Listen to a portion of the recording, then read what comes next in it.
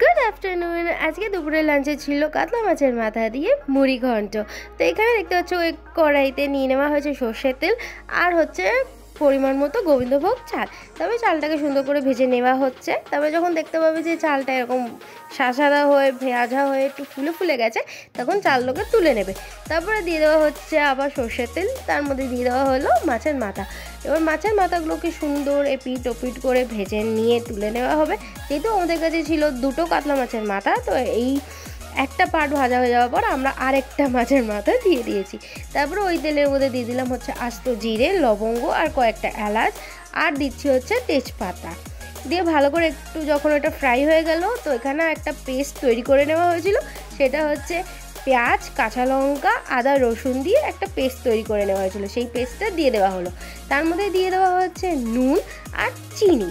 তারপরে ভালো করে এটাকে একটু নাড়িয়ে চাড়িয়ে নিয়ে দিয়ে দিলাম ওর মধ্যে হচ্ছে হলুদ গুঁড়ো, দিয়ে দিচ্ছি ধনে জিরে গুঁড়ো, দিয়ে আর দিচ্ছি হচ্ছে সামান্য লঙ্কা গুঁড়ো। তারপর আরেকটুখানি নাড়িয়ে চাড়িয়ে নিয়ে কাঁচা গন্ধটা যখন চলে যাবে পেঁয়াজ রসুনের, তখন ওর মধ্যে দিয়ে দিচ্ছি কালার আসার জন্য কাশ্মীরি লঙ্কা গুঁড়ো আর হচ্ছে গরম মশলা গুঁড়ো।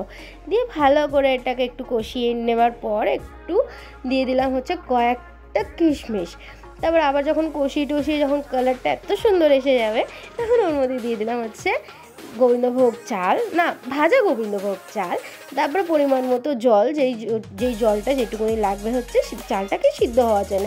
তার মধ্যে দিয়ে দিচ্ছি হচ্ছে মাথাগুলো, আর হচ্ছে যে আমরা আগের থেকেই ভেজে রেখেছিলাম এই আলু, তো আলুগুলো দিয়ে দিলাম।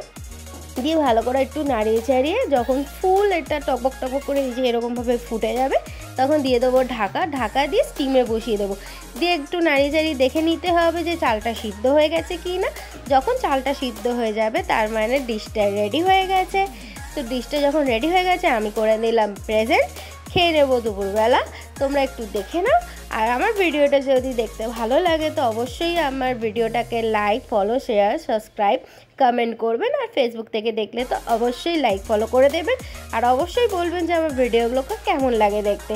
তো আজকের জন্য টাটা, পরে আবার আসবো। বাই।